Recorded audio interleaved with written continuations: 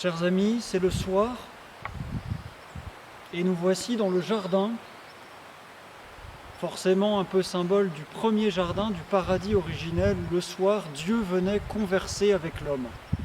Et ce soir, je voudrais vous parler d'un arbre bien connu, le cyprès, toujours droit tendu vers le ciel, ami parce que souvent planté près des cimetières. Le cyprès symbolise l'espérance du ciel. Le cyprès nous montre toujours le ciel. Il nous rappelle du coup que ceux que nous avons perdus, qui nous ont été arrachés par la mort et que nous regrettons, demeurent dans notre souvenir comme nous espérons qu'ils sont arrivés là-haut, auprès de Dieu.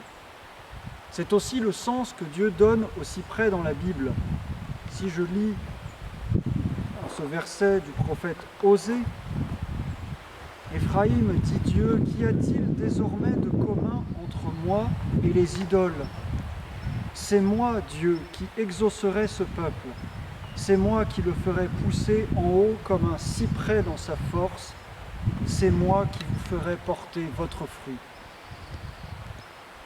Dans ce texte court, mais il y en a quelques autres dans la Bible, Dieu nous rappelle que c'est lui qui est notre vie et notre force, et c'est aussi ce qu'a dit Jésus, « Je suis la résurrection et la vie, celui qui croit en moi, même s'il meurt, vivra. »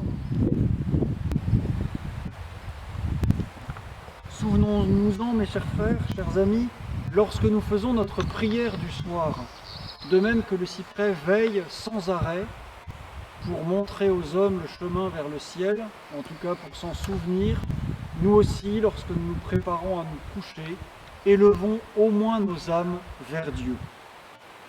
Et je voudrais finir en vous partageant ce magnifique poème qui est aussi une prière du soir. Seigneur, pour le travail, tes bontés paternelles font régner la lumière au terrestre séjour.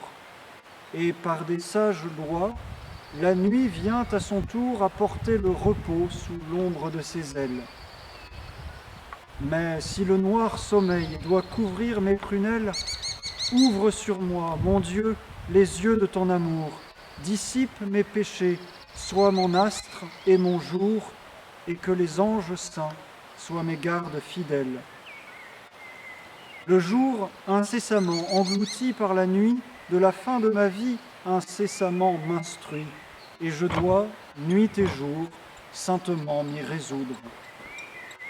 Fais que pour moi la mort ne soit qu'un doux sommeil, où l'âme entre tes bras et le corps dans la poudre, de l'éternel matin, j'attende le réveil.